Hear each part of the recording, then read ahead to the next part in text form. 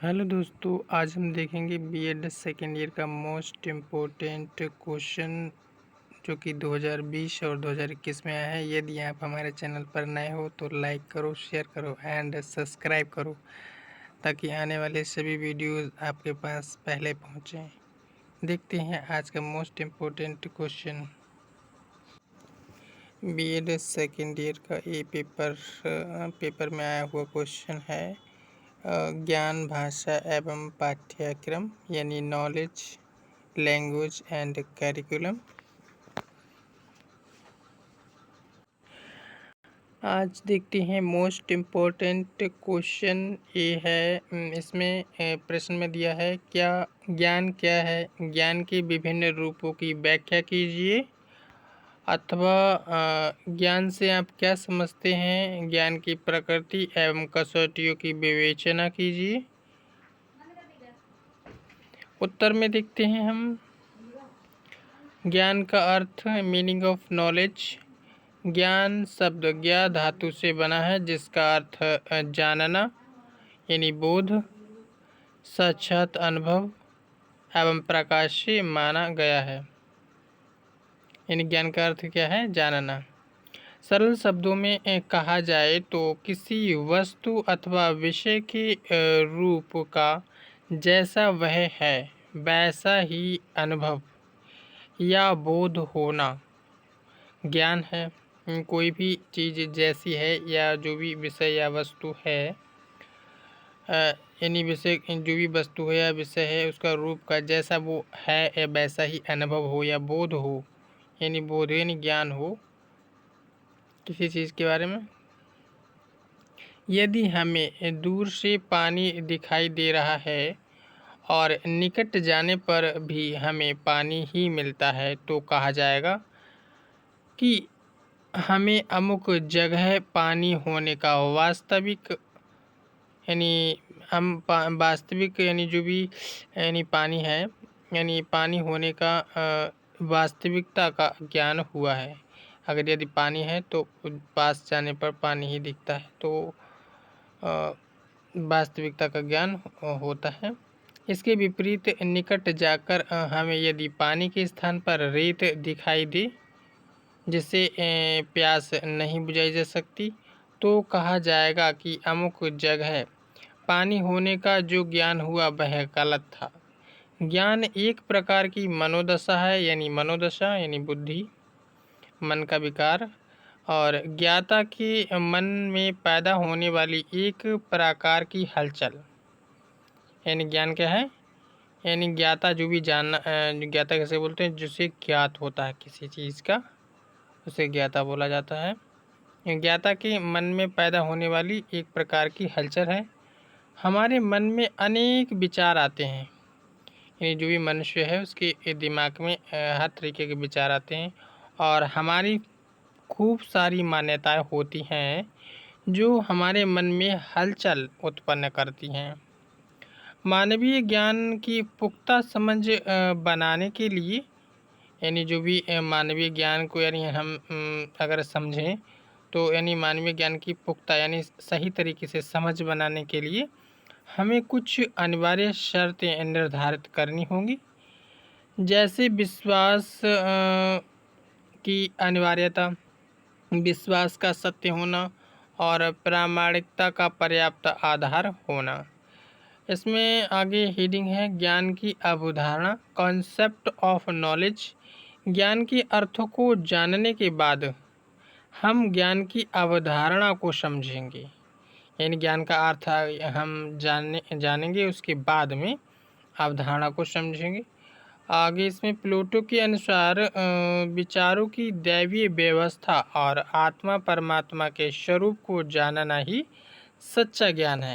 यानी प्लेटो कहते हैं कि विचारों की दैवीय व्यवस्था और आत्मा परमात्मा के स्वरूप यानी रूप को जानना ही सच्चा ज्ञान है।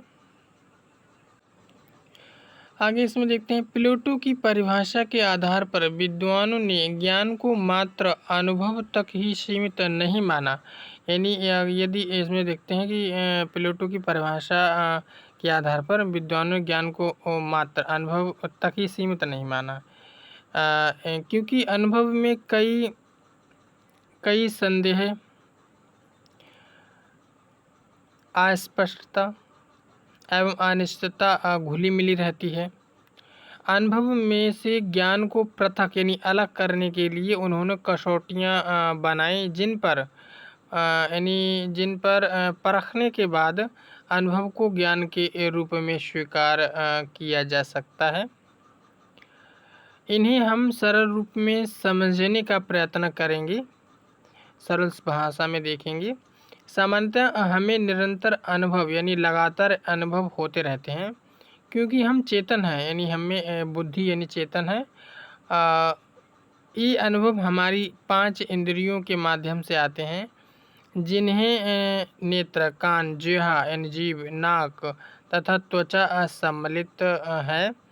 इंद्रियों के माध्यम से आए हुए ये अनुभव हमारे मन मस्तिष्क में जाते हैं, यानी मन मस्तिष्क में जाते हैं, और वह मन एवं मस्तिष्क द्वारा पृथक्करण एवं योगीकरण किया जाता है। जैसे कि हम रसोई का सामान रसोई घर में, बैठक का सामान बैठक, और नहाने धोने का सामान स्नान घर में वर्गीकृत करके व्यवस्थित कर देते हैं। यद्यपि यह सब सामान हम बाजार से एक साथ ही लाते हैं, ठीक इसी तरह हमारे मन मस्तिष्क में बहुत सारे अनुभव इंद्रियों के माध्यम से बाहर आते रहते हैं। यानी हमारे मन में जो भी विचार भाव आते हैं, इंद्रियों के माध्यम से बाहर आते रहते हैं अनुभव, और वे उन्हें व्यवस्थित कर देते हैं। किंतु मन मस्तिष्क द्वारा ऐसा करने में कुछ नया घटित हो जाता है।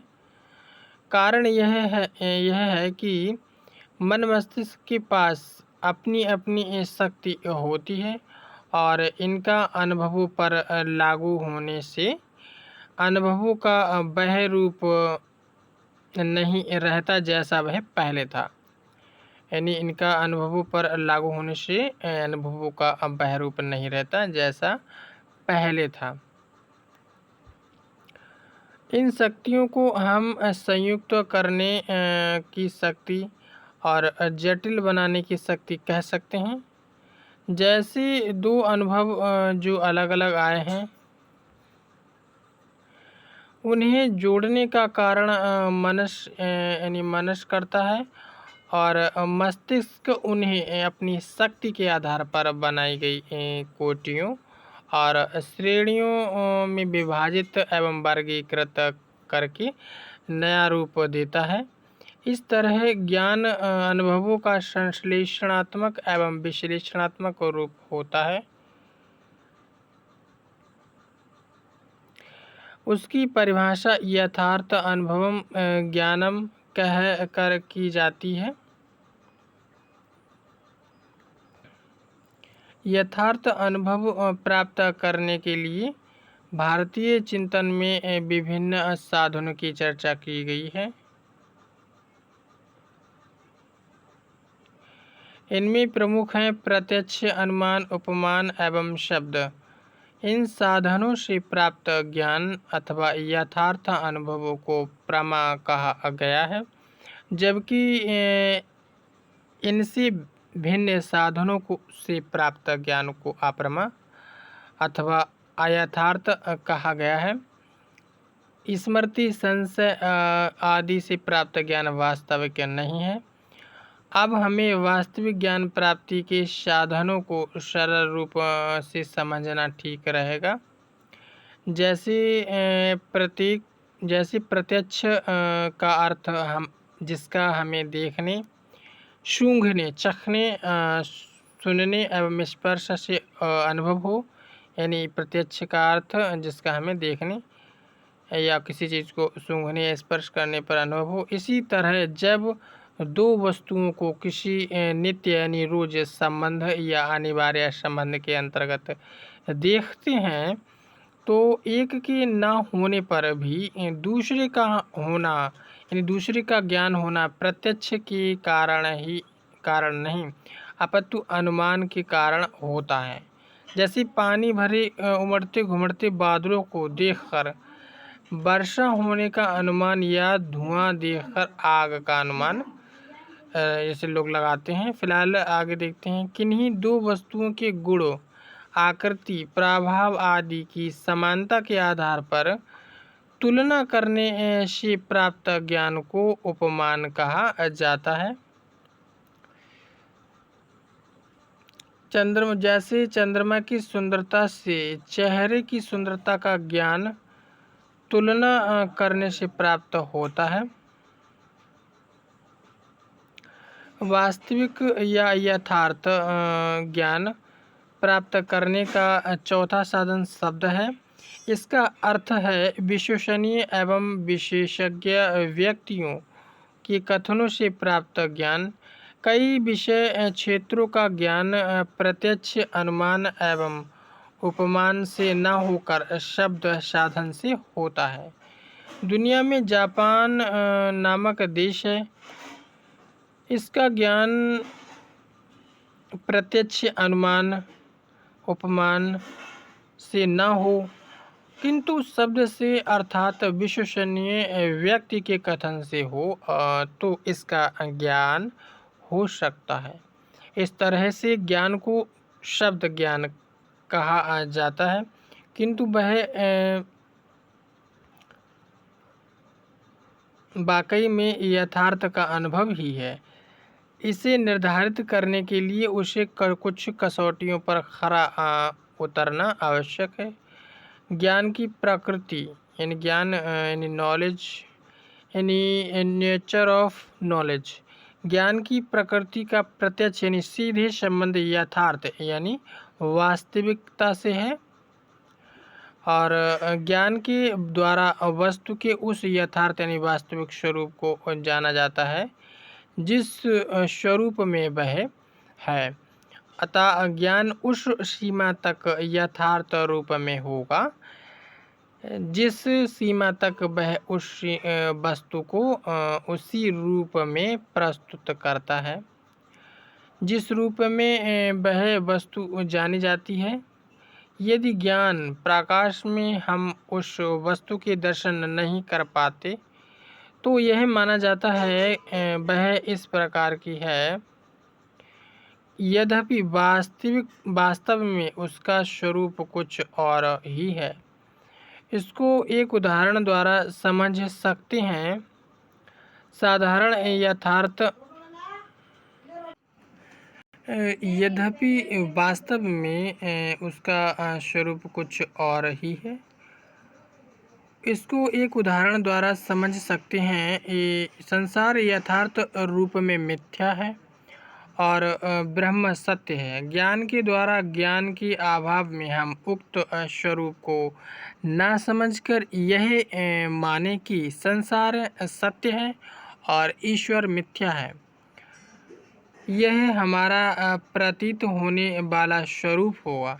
यथार्थ यानी वास्तविक रूप में तो संसार असत्य है और ईश्वर सत्य है। अतः ज्ञान की प्राप्ति यथार्थ में विश्वास यानी वास्तविकता में विश्वास और यथार्थता के लिए यानी वास्तविकता के लिए उचित प्रमाण में निहित है। संसार का विकास अतः ज्ञान की प्रकृति यथार्थ यानी वास्तविक, यथार्थ में विश्वास तथा यथार्थता के लिए यानी वास्तविकता के लिए उचित प्रमाण में निहित है। संसार का विकास पुरुष एवं प्रकृति के परस्पर सहयोग से होता है, लेकिन उसमें पुरुष सदैव ही निष्क्रिय एवं उदासीन रत को हो मात्र यानी उदासीन रत हो मात्र एक मूक दर्शक के रूप में कार्य करते हैं। संसार में जितने विकास एवं परिवर्तन होते हैं वह सभी प्रकृति द्वारा ही संभव होते हैं। जीव की उत्पत्ति प्रकृति की देन है। ज्ञान प्रकृति का सर्वप्रथम विकार है। इसी कारण इसे महत्व कहते हैं। ज्ञान का रूप अत्यंत बड़ा एवं प्रकाशपूर्ण है, क्योंकि इसी के माध्यम से मनुष्य में व्याप्त क्योंकि इसी के माध्यम से मनुष्य में व्याप्त मनोवैज्ञानिक दशाओं का संपूर्ण चित्रण होता है और इस विलक्षणता अर्थात ज्ञान का वास सभी जीवों में होता है। इसी गुण के द्वारा ही एक ज्ञाता एवं श्रेष्ठ के मध्य यानी ज्ञाता यानी जानने वाले के और श्रेष्ठ के मध्य के अंतर को ज्ञात किया जा सकता है। ईश्वरीय प्रदत्त जगत में व्याप्त किसी भी पदार्थ के रूप को देखकर विचारों का उद्भव होता है। बौद्धिकता या ज्ञान का निर्माण सत्वगुण के अत्यधिक प्रभाव से होता है।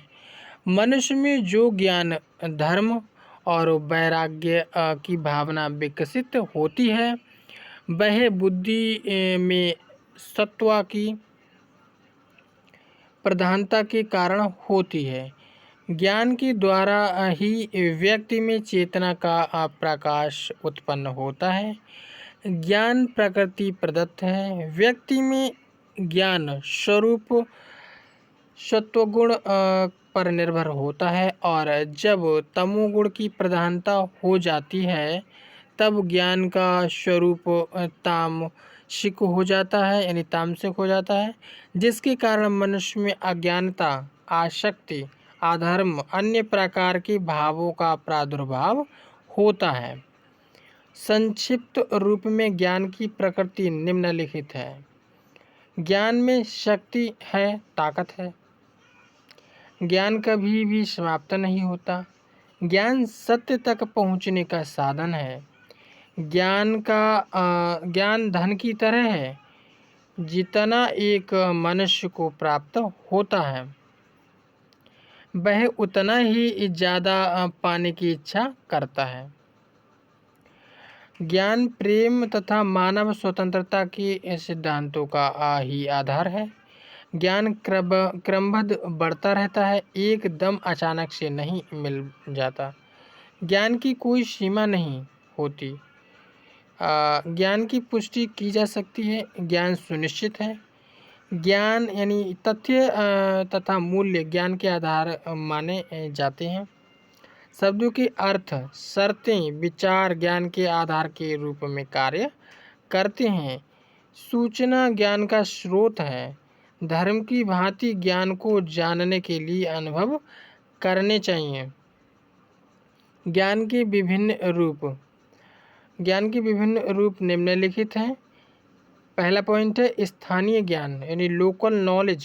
स्थानीय ज्ञान से तात्पर्य उस ज्ञान से है जो स्थान अर्थात क्षेत्र विशेष से ही संबंधित होता है। उदाहरण के लिए जैसे सभी कुओं का पानी खारा है, यह स्थानीय ज्ञान है क्योंकि यह ज्ञान हर जगह के कुओं पर लागू नहीं होता।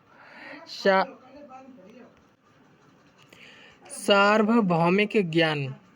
सार्वभौमिक ज्ञान से तात्पर्य उस ज्ञान से है जो क्षेत्र विशेष से संबंधित न होकर पूरे संसार से संबंधित होता है।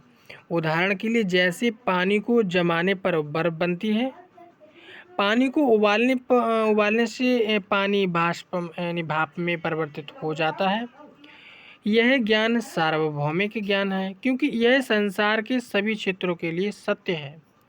प्रत्यक्ष ज्ञान यानी प्रत्यक्ष ज्ञान से तात्पर्य उस ज्ञान से है जो हम इंद्रियों द्वारा प्राप्त करते हैं और कोई भी व्यक्ति उसे इंद्रियों द्वारा प्रत्यक्ष कर सकता है। जैसे इंद्रधनुष में 7 रंग होते हैं, बादल से वर्षा होती है, पानी उबलने पर भाप में परिवर्तित हो जाता है। चौथा पॉइंट है इसमें अप्रत्यक्ष ज्ञान। अप्रत्यक्ष ज्ञान से तात्पर्य उस ज्ञान से है जिसे हम अन्य माध्यमों से प्राप्त करते हैं। अप्रत्यक्ष ज्ञान की इंद्रियों द्वारा प्रत्यक्ष अनुभूति नहीं कर सकते। यानी जो अप्रत्यक्ष ज्ञान की इंद्रियों द्वारा प्रत्यक्ष अनुभूति नहीं कर सकते। जैसे आत्मा अमर अजर यानी अजर अमर है, स्वर्ग में सुख है, नरक में दुख है, ये अप्रत्यक्ष ज्ञान है। सैद्धांतिक ज्ञान, इस वर्ग में वह सब ज्ञान आता है जिसे हम बुद्धि द्वारा प्राप्त करते हैं, तर्क के आधार पर प्राप्त करते हैं, और यह सत्य भी हो सकता है और आधा सत्य भी हो सकता है और असत्य भी हो सकता है। जैसे मनुष्य अपने पूर्व संस्कार लेकर पैदा होता है, यानी पूर्व संस्कार लेकर पैदा होता है मनुष्य। अगला छठा पॉइंट है इसमें प्रायोगिक ज्ञान। प्रायोगिक ज्ञान से तात्पर्य उस ज्ञान से है जो हमें प्रयोगों के परिणाम के रूप में प्राप्त करते हैं, और कोई भी व्यक्ति इनकी प्रयोगों द्वारा सत्यता की जांच कर सकता है। जैसे चुंबक की छड़ को स्वतंत्र रूप से लटकाने पर वह उत्तर दक्षिण दिशा में रुकती है। सातवां पॉइंट है स्कूली ज्ञान। स्कूल ज्ञान से तात्पर्य उस ज्ञान से है जो हम विद्यालयों, महाविद्यालयों और विश्वविद्यालयों में प्राप्त करते हैं। यह वस्तुतः औपचारिक शिक्षा यानी औपचारिक शिक्षा द्वारा प्राप्त ज्ञान होता है। जिस प्रकार औपचारिक शिक्षा निश्चित नियमों से बंधी होती है, उसी प्रकार स्कूली ज्ञान की ये सीमा निश्चित होती है, जैसे विभिन्न तत्वों के रासायनिक गुण। आठवां पॉइंट है स्कूल से बाहर ज्ञान। स्कूल में तो हम सीमित ज्ञान प्राप्त करते हैं, अपने स्कूली जीवन के साथ साथ ही हम स्कूल से बाहर ज्ञान प्राप्त करते हैं, और स्कूल छोड़ने के बाद भी जीवन भर ज्ञान प्राप्त करते हैं। इस प्रकार के ज्ञान की कोई सीमा नहीं होती। देखा जाए तो यहाँ अनौपचारिक शिक्षा की बात कही जा रही है। हम जानते हैं कि ये शिक्षा जीवन भर चलने वाली प्रक्रिया है, और हम निरंतर औपचारिक व अनौपचारिक माध्यमों से यानी वास्तविक या अवास्तविक माध्यमों से शिक्षा प्राप्त करते हैं, एवं विद्यालय जीवन के बाद भी अन्य माध्यमों यानी अनौपचारिक माध्यमों से शिक्षा प्राप्त करते रहते हैं। यहाँ शिक्षा से तात्पर्य ज्ञान से है, और हम अनौपचारिक माध्यमों से जीवन भर निरंतर ज्ञान प्राप्त करते रहते हैं। नवा पॉइंट है प्रकरण संबंधी ज्ञान, कंसेप्चुअल एंड नॉलेज। किसी पुस्तक में निहित ज्ञान के माध्यम से इसका अर्थ है पुस्तक के किसी ज्ञान का यानी पुस्तक के किसी अंश का ज्ञान, परंतु अपने व्यापक रूप में इसका अर्थ है किसी विषय के कुछ संप्रत्यायों का ज्ञान। जैसे मनोवैज्ञानिक यानी मनोविज्ञान के क्षेत्र में बुद्धि के संप्रत्याय का ज्ञान। और 10वां पॉइंट है संपूर्ण ग्रंथ संबंधी ज्ञान, टेक्सटुअल नॉलेज। किसी पुस्तक में निहित ज्ञान के संदर्भ में इसका अर्थ है पुस्तक में निहित संपूर्ण सामग्री का ज्ञान, परंतु अपने व्यापक रूप में इसका अर्थ है किसी प्रकरण का पूरा ज्ञान। जैसे बुद्धि के संबंध में बुद्धि के संप्रत्यय, बुद्धि के स्वरूप, बुद्धि के प्रकार आदि का संपूर्ण ज्ञान।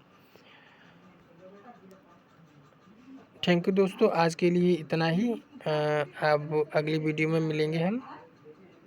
यदि आप हमारे चैनल पर नए हो तो लाइक करो, शेयर करो एंड सब्सक्राइब कर दो बिना कहे, ताकि आने वाली सभी वीडियोस आपके पास पहुंचते रहें। थैंक यू दोस्तों।